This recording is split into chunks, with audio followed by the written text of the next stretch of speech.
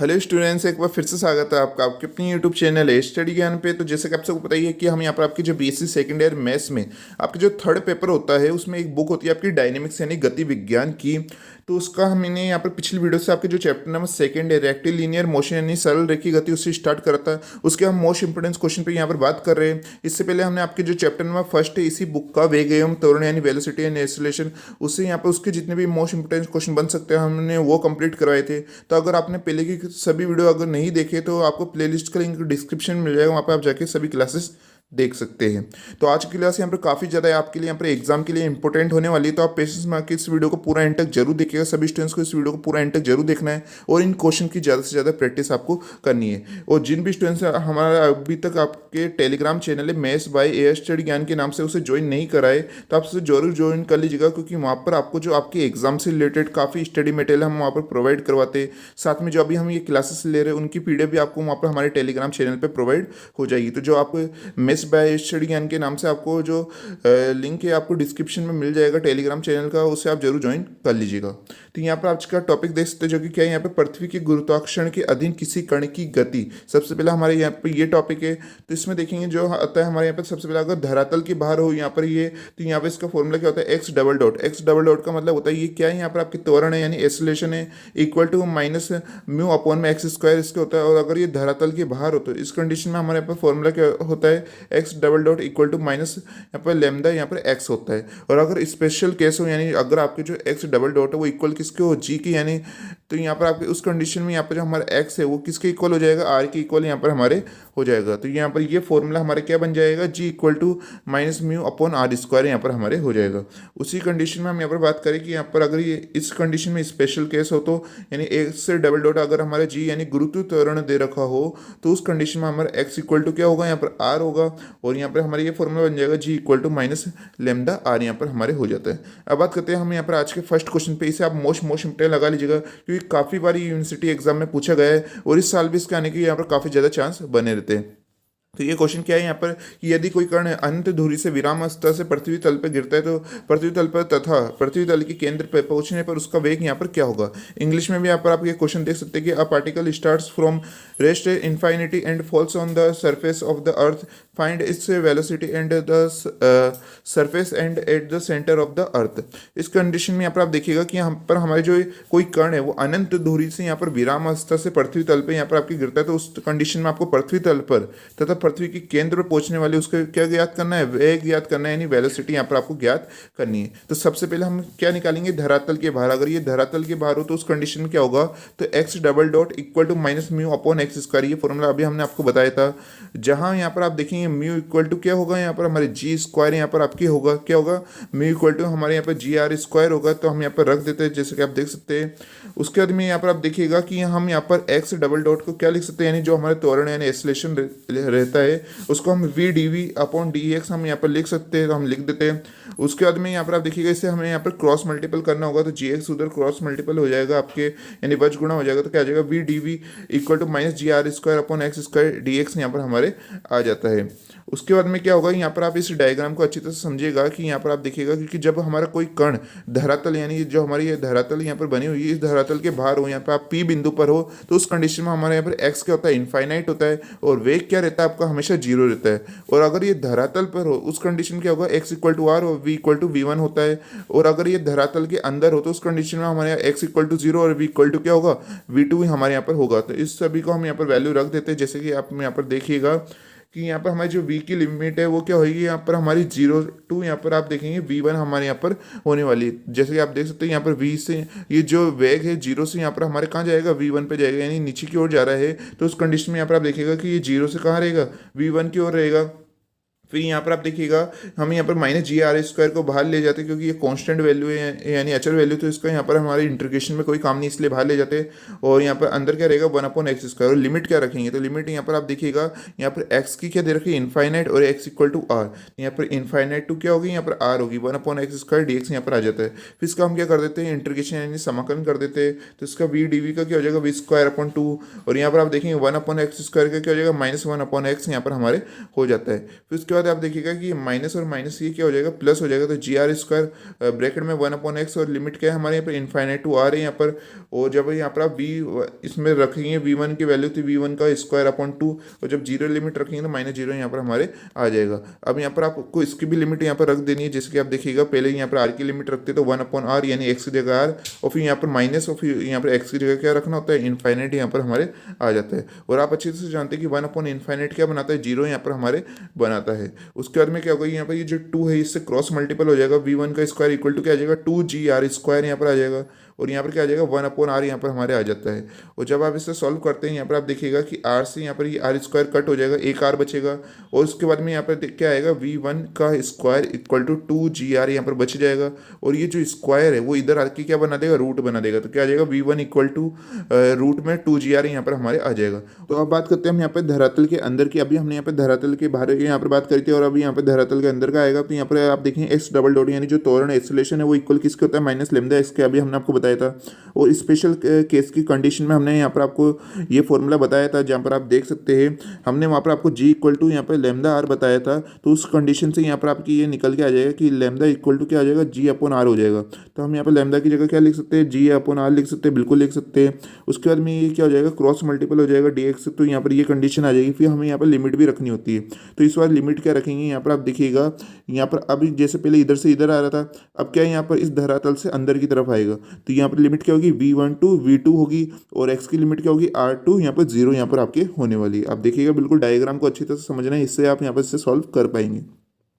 तो यहाँ पर आप देखेंगे लिमिट क्या आ जाएगी, यहाँ पर हमारी v1 यहाँ पर v2 आ जाएगी, और यहाँ पर x की लिमिट क्या होगी, r2 यहाँ पर 0 यहाँ पर हमारी हो जाती है। फिर इसका सिंपली इंटीग्रेशन कर देना है। v dv का क्या हो जाएगा, v स्क्वायर अपॉन 2, x का क्या हो जाएगा, x स्क्वायर अपॉन 2 यहाँ पर हो जाएगा। फिर इन सब की लिमिट को यहाँ पर आपको रख देना है। जैसे यहाँ पर सबसे पहले रखेंगे v2 का स्क्वायर माइनस v1 का स्क्वायर, हमने यहाँ पर 1/2 को बाहर रख दिया है। उसके बाद में यहाँ पर देखेंगे ये 2 भी हमने यहाँ पर बाहर ले आया है, और लिमिट रखेंगे तो 0 माइनस आर स्क्वायर यहाँ पर आपके आ जाएगा। फिर उसके बाद क्या होगा कि यहाँ पर आपकी जो ये 2 से ये 2 कट हो जाएगा, फिर यहाँ पर ये v2 का स्क्वायर, फिर माइनस v1। तो v1 की वैल्यू अभी थोड़ी देर पहले हमने निकाली थी, आप देखिएगा v1 की वैल्यू हमने निकाली थी इक्वल टू यहाँ पर √2gr। तो इसे हम यहाँ पर रख देते हैं, v1 की जगह क्या होगा, √2gr का होल स्क्वायर हो जाता है। फिर यहाँ पर आप देखेंगे माइनस जी अपॉन आर यहाँ पर, और यहाँ पर माइनस आर स्क्वायर यहाँ पर आ जाता है। फिर से आगे सॉल्व करते हैं। यहाँ पर आप देखिएगा √2gr को यहाँ पर स्क्वायर का सॉल्व करेंगे तो 2gr आ जाएगा। फिर यहाँ पर आर स्क्वायर यहाँ पर कट हो जाएगा, एक आर बचेगा, ये माइनस और माइनस क्या बना देंगे, आपके प्लस बना देंगे, प्लस gr यहाँ पर आपके आ जाता है। फिर इस -2gr को हम इधर ले आते हैं तो ये प्लस का चेंज हो जाएगा। तो v2 का स्क्वायर इक्वल टू क्या आ जाएगा, 3gr आ जाएगा, और हम स्क्वायर को उधर भेजते हैं तो ये क्या बना देगा, रूट। तो v2 इक्वल टू क्या हो जाएगा, √3gr यहाँ पर हमारे हो जाता है। तो हमने यहाँ पर v1 की भी वैल्यू निकाल ली और v2 की भी वैल्यू निकाल ली। हमें यहाँ पर जो वेग चाहिए थी, वेलोसिटी निकालनी थी, वो हमने यहाँ पर निकाल के बता दिए। तो आप इस क्वेश्चन को यहाँ पर मोस्ट इंपोर्टेंट लगा लीजिएगा, काफ़ी मोस्ट इंपोर्टेंट क्वेश्चन है जो कि हमने यहाँ पर हैंड्स प्रूफ यहाँ पर कर दिया। इसकी आप अच्छी तरह से प्रैक्टिस कर लीजिएगा, क्योंकि इसके एग्जाम में आने की काफ़ी ज़्यादा चांस यहाँ पर बने रहते हैं। अब बात करते हैं हम यहाँ पर नेक्स्ट क्वेश्चन की, इसे भी आप बिल्कुल यहाँ पर ध्यान से देखिएगा। और अभी तक जिन भी स्टूडेंट्स ने इस सेशन को लाइक नहीं कराए तो प्लीज़ इस सेशन को लाइक कर दीजिए। तो यहाँ पर आप ये क्वेश्चन देख सकते हैं, जो कि क्या है, एक कण जो एक सरल रेखा में एक ऐसे आकर्षी बल के अधीन गतिमान है, जो सरल रेखा पर स्थित एक बिंदु से उसकी दूरी की क्या होता है, व्युत्क्रमानुपाती होता है। तो कण की गति की विवेचना कीजिए। ये क्वेश्चन काफ़ी मोस्ट इंपोर्टेंट है, क्योंकि ये लगभग कुछ साल पहले ही यहाँ पर जो सेक्शन सी है, जो 15 नंबर के क्वेश्चन में ये क्वेश्चन पूछा गया था, इसलिए ये काफ़ी ज़्यादा इंपॉर्टेंट हो जाता है। तो इस क्वेश्चन को बिल्कुल ध्यान से देखिए, क्योंकि ये थ्योरी टाइप ये क्वेश्चन है। तो यहाँ पर आपकी क्या क्वेश्चन दे रखा है कि यहाँ पर आपकी जो एक सरल रेखा में एक आकर्षी बल है, तो वो क्या है, यहाँ पर आपकी सरल रेखा पर स्थित एक बिंदु से उसकी दूरी की क्या होता है, व्युत्क्रमानुपाती यहाँ पर आपके होता है। तो इसे यहाँ पर हम देखेंगे, इसे यहाँ पर न्यूमेरिकल की फॉर्म में हम यहाँ पर लिखते हैं कि mx डबल डॉट। यहाँ पर x डबल डॉट का मतलब क्या रहता है, एक तरह से त्वरण है यानी a है, और m क्या रहता है, यहाँ पर आपका द्रव्यमान रहता है, ma हो जाता है। और ma किसका फॉर्मूला होता है, यहाँ पर आपके फोर्स यानी बल का होता है। और अभी हमारे यहाँ पर क्या दे रखा है कि आपकी जो आकर्षी बल है वो इसके दूरी की क्या रहता है, व्युत्क्रमानुपाती यहाँ पर हमारे होता है। यहाँ पर आपके जो mx डबल डॉट यानी जो फोर्स यानी बल है, आकर्षी बल, वो किसके व्युत्क्रमानुपाती होगा, 1/x अपॉन एक्स स्क्वायर के हो जाता है। और फिर जब हम यहाँ पर समानुपाती का चिन्ह हटाते हैं तो यहाँ पर कांस्टेंट वैल्यू आती है, तो वो क्या आती है माइनस लैम्डा यहाँ पर आपके आ जाती है, जैसे कि आप देख सकते हैं। उसके बाद में ये जो m की वैल्यू यहाँ पर ये नीचे जाएगी, जैसे कि यहाँ पर आप देखिएगा minus lambda upon M X square आ जाता है। फिर उसके बाद में यहाँ पर हमारे जो यहाँ पर लैम्डा अपॉन एम है इसको हम क्या मान लेंगे, म्यू हम यहाँ पर मान लेते हैं। तो इसकी जगह हम क्या लिख देंगे, म्यू हम यहाँ पर लिख देते हैं। तो x double dot equal to क्या आ जाएगा, माइनस म्यू अपॉन में एक्स स्क्वायर यहाँ पर हमारे आ जाता है। उसके बाद में यहाँ पर आप देखिएगा एक्स डबल डॉट को हम क्या लिख सकते हैं, v d v upon d x हम यहाँ पर लिख सकते हैं, बिल्कुल लिख सकते हैं। Equal to minus mu upon यहाँ पर एक्स स्क्वायर आ जाएगा। उसके बाद में यहाँ पर जो डी एक्स है इस यहाँ पर इससे क्रॉस मल्टीपल होगा, क्या आ जाएगा, v d v equal to minus mu upon x square d x यहाँ पर आ जाता है। फिर इसका हम सिंपली क्या कर देते हैं, समाकलन यानी इंटीग्रेशन कर देते हैं। वी डी वी का क्या हो जाएगा, वी स्क्वायर अपॉन टू यहाँ पर minus mu upon x square का क्या हो जाएगा, म्यू अपॉन एक्स, क्योंकि आप अच्छी तरह से जानते हैं कि वन अपॉन एक्स स्क्वायर का यहाँ पर इंटीग्रेशन क्या होता है, यहाँ पर जो इसका होता है यहाँ पर वन अपॉन एक्स होता है। तो यहाँ पर हमारे वन अपॉन एक्स आ चुका है, जैसे कि आप देखिएगा।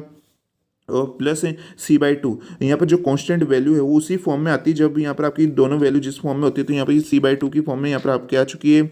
उसके बाद यहाँ पर आप देखिएगा कि यहाँ पर आपकी जो अपॉन में टू दे रखा है, यहाँ पर इससे क्रॉस मल्टीपल होगा यहाँ पर। तो यहाँ पर जैसे ये म्यू से क्रॉस मल्टीपल होगा तो टू म्यू अपॉन सी आ जाएगा। और जब ये टू यहाँ पर इस सी से क्रॉस मल्टीपल होगा तो ये टू से यहाँ पर ये टू कट हो जाएगा, यहाँ पर केवल सी यहाँ पर हमारी कॉन्स्टेंट वैल्यू बच जाती है। तो यहाँ पर हमारी वी स्क्वायर की वैल्यू आ चुकी है, जो कि क्या हो जाती है, हमारी इक्वेशन नंबर फर्स्ट हो जाती है। अभी यहाँ पर आप देखिएगा कि अब हम यहाँ पर एक्स की जगह क्या रखना होगा, ए रखना होगा, वी की जगह यहाँ पर क्या रखना होगा, जीरो, यानी यहाँ पर हमारी वेलोसिटी क्या दे रखी है, जीरो दे रखी है। तो यहाँ पर हम वी की जगह जीरो रखेंगे, यहाँ पर एक्स की जगह ए, तो two mu upon A plus C यहाँ पर आ जाएगा। सी की वैल्यू निकालते हैं तो minus two mu upon A यहाँ पर आ जाता है। अब जो यहाँ पर आपकी सी की वैल्यू आई, इसको कहाँ रखना होगा आपको, इक्वेशन में फर्स्ट में जहाँ पर आपकी सी की वैल्यू थी उस जगह हम यहाँ पर रख देते हैं। तो समीकरण नंबर एक से यानी बाई इक्वेशन फर्स्ट, तो V square equal to two mu upon X minus two mu upon A यहाँ पर आ चुका है। अब यहाँ पर आप देखिएगा कि इन दोनों में से हम टू म्यू को कॉमन ले लेते हैं, ब्रैकेट में क्या आ जाएगा, one upon X minus one upon A यहाँ पर हमारे आ जाएगा। ये वी स्क्वायर की वैल्यू काफ़ी ज़्यादा यहाँ पर आपके लिए यूजफुल होने वाली है। अभी आप देखिएगा, अभी यहाँ पर हम क्या करते हैं, इस वी स्क्वायर से यहाँ पर हम वी की वैल्यू निकालते हैं, इस स्क्वायर को इधर भेज देंगे। चाहे तो आप एक स्टेप यहाँ पर बढ़ा भी लीजिएगा कि वी इक्वल टू यहाँ पर आप देखिएगा टू म्यू, और यहाँ पर रूट में क्या आ जाएगा आपके, one upon X minus one upon A यहाँ पर हमारे आ जाएगा। तो ये यहाँ पर आप वैल्यू को यहाँ पर साइड में लिख सकते हैं। तो अब क्या होगा, यहाँ पे आपके जो कर्ण है वो ए से किसकी ओर गति कर रहा है, यहाँ पर जीरो की ओर गति कर रहा है। अगर ये जीरो की ओर गति कर रहा है यानी मूल बिंदु की ओर गति कर रहा है, तो यहाँ पर ये वैल्यू किस में हो जाएगी, माइनस में हो जाएगी। तो यहाँ पर आप देखिएगा वी इक्वल टू क्या होगा, minus root two mu root one upon X minus one upon A यहाँ पर आ जाता है। हमने अभी आपको बताया था कि स्क्वायर इधर जाएगा तो रूट में चेंज हो जाएगा। तो यहाँ पर हमने वी की वैल्यू निकाल ली है, और ये यहाँ पर ए से जीरो की ओर गति कर रहा है, तो यहाँ पर माइनस का चिन्ह यहाँ पर हमारे आता है। उसके बाद आप अच्छी तरह से जानते हैं कि हम वी को क्या लिख सकते हैं, d x upon d t लिख सकते हैं, equal to minus root two mu, और जो यहाँ पर आप अंदर वैल्यू उसका हम क्या ले लेते हैं, सिंपली हम एलसीएम ले लेते हैं। तो यहाँ पर एक्स और ए का एलसीएम ए एक्स हो जाएगा, ऊपर सॉल्व करेंगे तो ए माइनस एक्स यहाँ पर आपके आ जाएगा।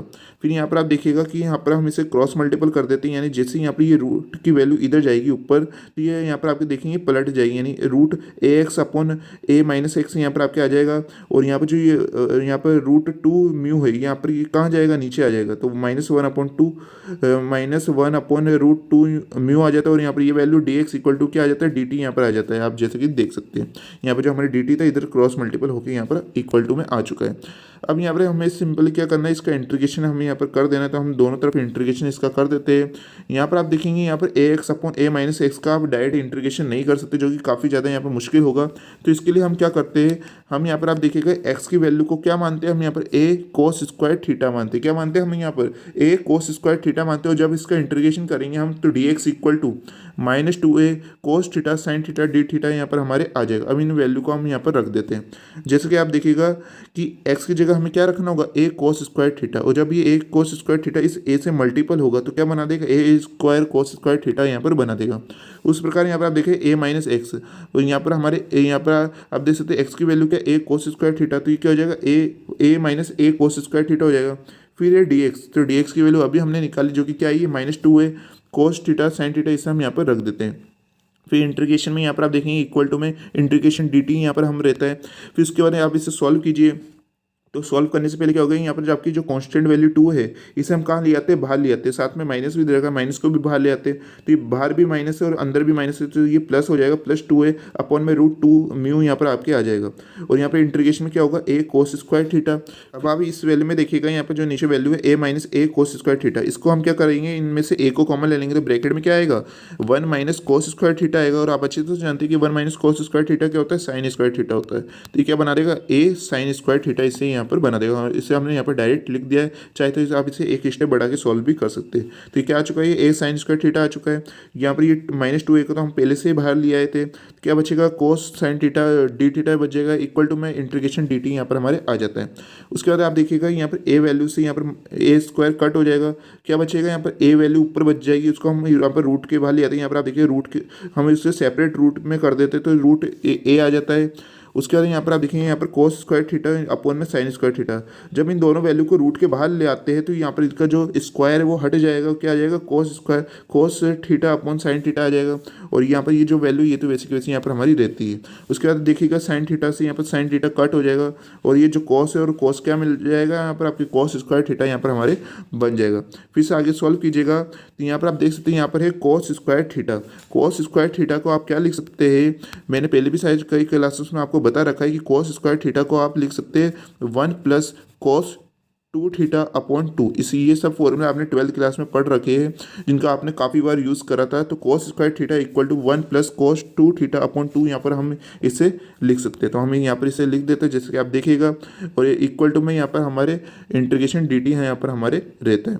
और यहाँ पर आप देख सकते हैं, यहाँ पर √a है, √a वैल्यू क्या है, कॉन्स्टेंट है नेचर, इसे हम बाहर ले आते हैं, जैसे कि आप देखिएगा, इसे हम यहाँ पर बाहर लेकर आ जाते हैं। फिर क्या होगा यहाँ पर आपकी, यहाँ पर जो ये 2 है, इस 2 से जो अपॉन भी इधर 2 है, इनसे ये कट हो जाएगा। फिर उसके बाद क्या होगा, यहाँ पर बचेगा a अपॉन में √2 और अपॉन में रूट म्यू यहाँ पर बच जाता है। फिर आपको सिंपल इसका इंटीग्रेशन कर देना है, 1 का इंटीग्रेशन करेंगे डी थीटा के सापेक्ष तो थीटा आ जाएगा, cos 2 थीटा का इंटीग्रेशन करेंगे तो क्या आएगा, sin 2 थीटा। लेकिन यहाँ पर आप देखेंगे थीटा के साथ में यहाँ पर 2 भी दे रखा है, यानी कांस्टेंट वैल्यू, तो यहाँ पर आप जानते हैं इंटीग्रेशन में कहाँ चल जाती है, डिवाइड में, तो यहाँ पर अपॉन में 2 यहाँ पर हमारे आ चुका है। उसके बाद में आप जानते हैं कि इंटीग्रेशन अगर आप कर रहे हैं विदाउट लिमिट में, तो यहाँ पर हमारे क्या होगा, तो यहाँ पर कांस्टेंट वैल्यू भी आती है हमारे, जो हमारी क्या होती है, सी वैल्यू होती है, इक्वल टू dt का इंटीग्रेशन करेंगे तो t यहाँ पर हमारे आ जाता है। उसके बाद में क्या होगा कि यहाँ पर साइन 2 थीटा को आप क्या लिख सकते हैं, 2 साइन थीटा कोस थीटा, ये नॉर्मल फॉर्मूले जो आपने 12th क्लास में पढ़ रखे हैं। और अपन में क्या आता है, यहाँ पर ये 2 plus c equal to t यहाँ पर आ जाता है। और यहाँ पर आप देखेंगे a दे रखा है, यहाँ पर a की पावर 1 और √a की यहाँ पर पावर क्या हो जाएगी, हाफ पावर हो जाएगी, और 1 और हाफ पावर को ऐड करेंगे तो क्या आ जाएगा, 3/2 पावर यहाँ पर बना देता है। तो यहाँ पर a की पावर क्या आ जाएगी, 3/2 यहाँ पर हमारे आ जाती है, अपन में √2 म्यू यहाँ पर रहता है। यहाँ पर ये वैल्यू आ चुकी है यहाँ पर, जैसे कि आप देख सकते हैं। फिर उसके बाद में क्या होगा, तो यहाँ पर आप देखेंगे तो यहाँ पर थीटा की वैल्यू कहाँ से लाएंगे हम, यहाँ पर साइन और कोस थीटा की वैल्यू हमें यहाँ पर रखनी होगी। तो आप देखेंगे अभी ऊपर थोड़ी देर पहले ही हमने यहाँ पर साइड में x इक्वल टू क्या माना था, a कोस स्क्वायर थीटा माना था। तो अब हम क्या करते हैं, यहाँ पर a की वैल्यू को इस x के अपॉन में भेज देते हैं, तो कोस स्क्वायर थीटा की जगह हम क्या लिख सकते हैं, x अपॉन a लिख सकते हैं। और अगर आप देखेंगे यहाँ पर जो स्क्वायर को उधर भेज देते हैं, तो हम कोस थीटा की जगह क्या लिख सकते हैं, यहाँ पर √x अपॉन a हम यहाँ पर लिख सकते हैं। तो अब हम क्या करेंगे, जहाँ पर भी आपके यहाँ पर कोस थीटा दे रखा है ऊपर अभी, तो इसकी जगह कोस थीटा की जगह हम क्या लिख देंगे, √x अपॉन a हम यहाँ पर लिख देंगे। उसके बाद में यहाँ पर आप देखिएगा कि यहाँ पर जो ये थीटा है, अब यहाँ पर ये कोस इधर इक्वल टू किधर जाएगा, तो ये कोस इन्वर्स में चेंज हो जाएगा। तो थीटा की जगह हम क्या लिख सकते हैं, कोस इन्वर्स √x अपॉन a हम यहाँ पर लिख सकते हैं। उसके बाद आप अच्छी तरह से जानते हैं कि साइन थीटा का फॉर्मूला क्या होता है, sine theta equal to √1 minus cos square theta. अब काफ़ी ज़्यादा स्टूडेंट्स कन्फ्यूज हो गए होंगे कि उन्होंने कभी ये फॉर्मूला पढ़ा ही नहीं, तो आपने ये फॉर्मूला तो जरूर पढ़ा होगा, sine square theta plus cos square theta equal to 1। तो उसी फॉर्मूले से ये फॉर्मूला बनाए, जैसे कि आप देखिएगा यहाँ पर आप देखिएगा साइन स्क्वायर थीटा इक्वल हम क्या लिख सकते हैं इस फॉर्मूले से, 1 माइनस कोस स्क्वायर थीटा। और अब अगर हम इस स्क्वायर को इधर भेज देंगे तो ये रूट में चेंज हो जाएगा, यानी साइन थीटा इक्वल टू हम क्या लिख सकते हैं, √1 माइनस कोस स्क्वायर थीटा हम यहाँ पर लिख सकते हैं। तो इसी फॉर्मूले से ये बना हुआ है। और यहाँ पर आप देखेंगे कोस स्क्वायर थीटा है, तो इसकी वैल्यू अभी हमने निकाली √x अपॉन a, और इसका स्क्वायर कर देंगे तो x अपॉन यहाँ पर आ जाएगा, यानी साइन थीटा की जगह आप क्या क्या लिख सकते हैं, √1 माइनस x अपॉन a लिख सकते हैं, और कोस थीटा की जगह √x अपॉन a लिख सकते हैं। तो उसी वैल्यू को हम यहाँ पर यूज़ करने वाले। यहाँ पर आप देखिएगा कि यहाँ पर सबसे पहले तो यहाँ पर ये 2 से 2 कट हो जाएगा, साइन थीटा की जगह क्या आ जाएगा, एक्स रूट 1 - x/a और कोस थीटा की जगह क्या आ जाएगा, रूट x/a यहाँ पर हमारे आ जाएगा। और बात है हम यहाँ पर कोस यहाँ पर थीटा की, तो थीटा की वैल्यू भी अभी हमने निकाली जो कि क्या है कोस इनवर्स रूट x/a, तो उसे हम यहाँ पर रख देते हैं। और फिर प्लस सी, और यहाँ पर आप देखेंगे टी है उसे हम यहाँ पर इक्वल टू के इधर आगे लिख के हम यहाँ पर इसे बता रहे हैं। और यहाँ पर ये क्या हो जाती है हमारी इक्वेशन में सेकंड हो जाती है। अब हमें यहाँ पर क्या करना है, एक्स की जगह ए वैल्यू रखनी होगी, टी की जगह क्या वैल्यू रखनी होगी, जीरो वैल्यू हमें यहाँ पर रखनी होगी। यहाँ पर आप देखिएगा कि यहाँ पर हम टी की जगह क्या रख देते हैं, यहाँ पर जीरो जो कि हमें यहाँ पर दे रखा है। और एक्स की जगह जैसे ही आप यहाँ पर ए रखेंगे, यहाँ पर एक्स की जगह क्या रखना है ए, तो ये रूट a/a हो जाएगा जो कि क्या बना देगा, यहाँ पर 1 बना देगा, यानी कोस इनवर्स 1 आएगा। और 1 वैल्यू कोस में किस पे होती है, यहाँ पर आपकी जीरो पे होती है, तो यहाँ पर हमारी जीरो आ चुका है। उसके बाद यहाँ पर आप देखेंगे एक्स की जगह भी ए रख देंगे तो a/a यानी 1 बनाएगा। और यहाँ पर हम एक्स की जगह 1 रखते हैं तो ये क्या बना देगा, 1/1 यानी 1 बना देगा यहाँ पर आपकी। तो 1 माइनस यहाँ पर आपके 1 क्या हो जाएगा, जीरो हो जाएगा। तो ये पूरी वैल्यू भी क्या हो जाती है, जीरो। तो इस हिसाब से यहाँ पर हमारे जीरो आ चुका है। फिर प्लस सी यहाँ पर हमारे रहता है। उसके बाद यहाँ पर आप देखेंगे यहाँ पर ये जीरो वैल्यू है, तो यहाँ पर इस वैल्यू को भी यहाँ पर ये क्या बना देगी, जीरो, यानी सी इक्वल टू क्या आ जाएगा हमारे यहाँ पर जीरो यहाँ पर आ जाता है। अब जो सी इक्वल टू जीरो आया है इसको कहाँ रखना है आपको, इक्वेशन नंबर सेकंड में यहाँ पर हमें रख देना है। जैसे आप इक्वेशन नंबर सेकंड में इस वैल्यू को रखते हैं यहाँ पर आपकी ये स्टेप आ जाती है। उसके बाद आप देखिएगा यहाँ पर ए की पावर क्या है, 3/2 है, तो इसे हम ऐसा लिख सकते हैं कि ए की पावर 3 इसके ऊपर 1 यहाँ पर 1 इसकी पावर 1/2 और अपॉन में तो आपके √2 म्यू दे रखा है। तो ये यहाँ पर इस पूरे को हम क्या लिख सकते हैं, यहाँ पर ये जो 1/2 पावर है, यहाँ पर भी देखेंगे यहाँ पर भी रूट में पावर है यानी 1/2 पावर, तो इस पूरे पावर को हम क्या लगाते हैं, रूट यहाँ पर लगा देते हैं। और अंदर क्या रहेगा, a³/2 म्यू यहाँ पर हमारे आ जाएगा। और ब्रैकेट में ये वैल्यू तो आपकी वैसी की वैसी यहाँ पर रहती है। और यही हमें यहाँ पर निकालना था, यानी इसका जो समय हमें निकालना था जो कि हमने यहाँ पर निकाल के बता दिया है। आई होप आपको अच्छी तरह से ये क्वेश्चन समझ में आ चुका होगा। अगर अभी थोड़ी दिक्कत आई है तो आप इस वीडियो को दोबारा देख लीजिएगा और यहाँ पर इस क्वेश्चन की ज़्यादा से ज़्यादा प्रैक्टिस कीजिएगा। इसकी पीडीएफ है जो आपको हमारे Telegram channel maths by study ज्ञान पे आपको थोड़ी देर बाद प्रोवाइड हो जाएगी। आप इनकी प्रैक्टिस जरूर कीजिएगा। उसके बाद में हमें यहाँ पर और भी आपके चैप्टर्स इस बुक में और अदर बुक में, तो उसके हमें यहाँ पर जो इसके मोस्ट इंपोर्टेंट क्वेश्चन की पीडीएफ है वो भी आपको हमारे टेलीग्राम चैनल पर प्रोवाइड हो जाएगी। आज की क्लास आपको कैसी लगी प्लीज़ हर स्टूडेंट्स को कमेंट करके जरूर बताना है और इस वीडियो को लाइक करना ना भूलें। तो मिलते हैं नेक्स्ट वीडियो।